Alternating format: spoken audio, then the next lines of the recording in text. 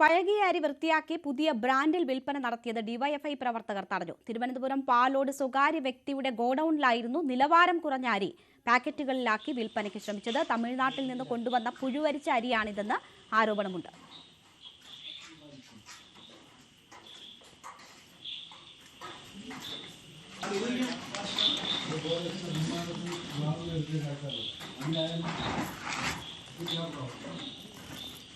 മൊത്തം ചീത്തയ അരിയാണ് കേട്ടോ.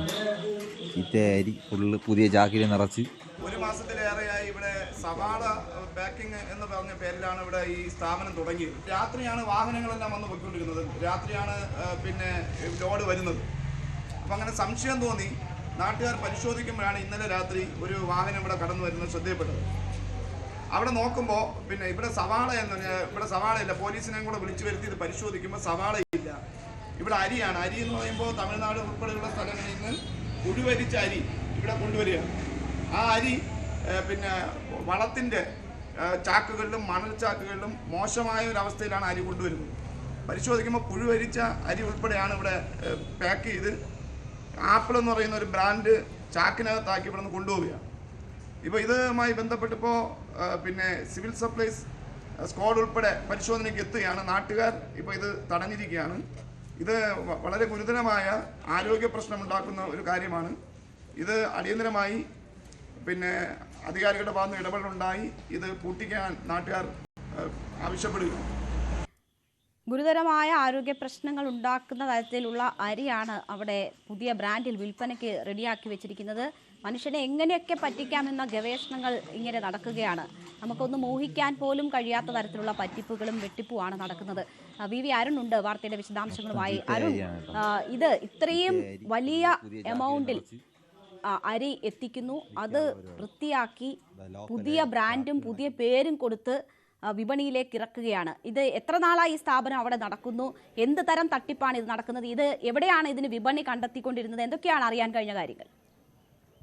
പാലോടുള്ളൊരു സ്ഥാപനമാണിത്. ഇവിടെ സവാള ഗോഡൌൺ എന്നായിരുന്നു നാട്ടുകാർക്ക് ഇത് അറിയാവുന്നത്. പക്ഷേ അവിടെ ഇന്നലെ ചില ഈ തൊഴിലാളികളുമായി പ്രശ്നമുണ്ടായിരുന്നു. അതിൻ്റെ ഭാഗമായി ഇന്നലെ അവിടെ നിന്ന് ലോറി തൊഴിലാളികൾ തടയുകയും അങ്ങനെ പരിശോധിക്കുകയുമായിരുന്നു. നാട്ടുകാരും തൊഴിലാളികളും തടഞ്ഞ് പരിശോധിക്കുകയായിരുന്നു. അപ്പോഴാണ് വളരെ മോശം അവസ്ഥയിലുള്ള പുഴുവരിച്ച അരി തന്നെ എന്ന് വേണമെങ്കിൽ പറയാം. ആ രീതിയിൽ അരിയാണ് അവിടെ ഈ വലിയ ചാക്കുകളിൽ കൊണ്ടുവന്നത്. എന്നിട്ട് അവിടെ അത് കഴുകി വൃത്തിയാക്കി മറ്റ് ആപ്പിൾ എന്ന പേരൊട്ടിച്ച പുതിയ കവറുകളിലാക്കിയും അതുപോലെ തന്നെ ചാക്കുകളിലാക്കിയും മാറ്റുകയായിരുന്നു. തീർത്തും വൃത്തിഹീനമായ സാഹചര്യത്തിൽ അത്തരത്തിൽ ഒരു ബ്രാൻഡ് തന്നെ അവിടെ ഉണ്ടാക്കി അത് ഒരു പുതിയ ബ്രാൻഡായി വിപണിയിലെത്തിക്കുകയായിരുന്നു. അവിടെ പിടിച്ചെടുത്ത വാഹനം തിരുവനന്തപുരത്ത് അമ്പലമുക്കിലുള്ള ഒരു സൂപ്പർ മാർക്കറ്റിലെ വാഹനമാണ്. അതായത് അവിടെ അത്തരം സ്ഥലങ്ങളിൽ അടക്കം ഇത് കയറ്റിവിടുന്നു എന്നാണ് നാട്ടുകാർ ആരോപിക്കുന്നത്. ഏതായാലും ചാക്ക് കണക്കിന് അരി ആ രീതിയിൽ അവിടെ ഉണ്ട്. നമുക്കറിയാം, നേരത്തെയും ഇത്തരത്തിൽ കേരളത്തിൽ ഉണ്ടായിരുന്ന റേഷൻ അരിയും അതുപോലെ തന്നെ മറ്റ് സംസ്ഥാനങ്ങളിൽ കൊണ്ടുവരുന്ന വില കുറഞ്ഞ അരിയും ഒക്കെ ഈ രീതിയിൽ കഴുകി വൃത്തിയാക്കി ഉണക്കി പുതിയ ബ്രാൻഡുകളാക്കി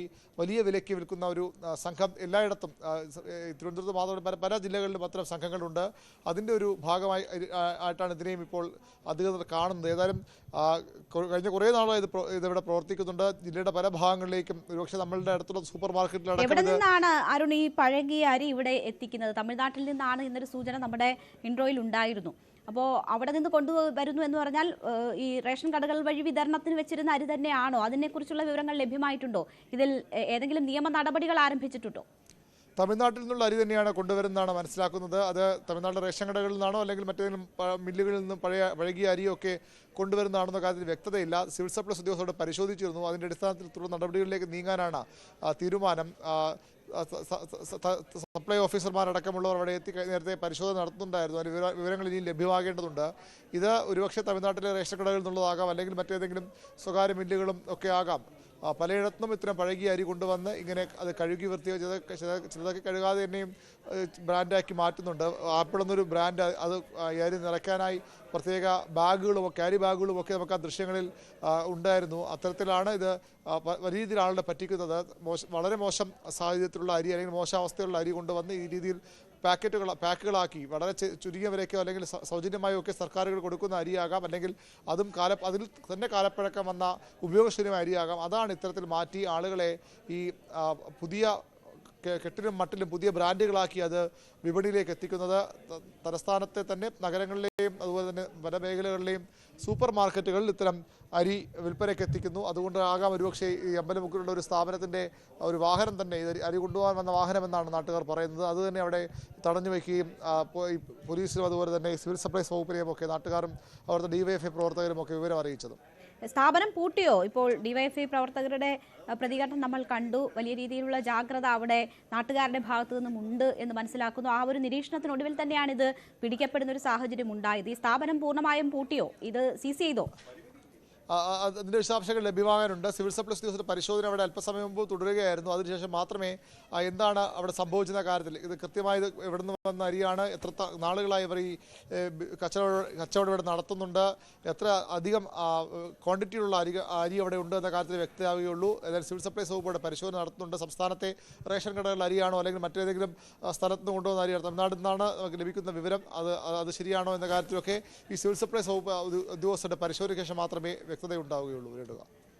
ശരി, എന്തായാലും നമുക്ക് ദൃശ്യങ്ങളിൽ കാണാം.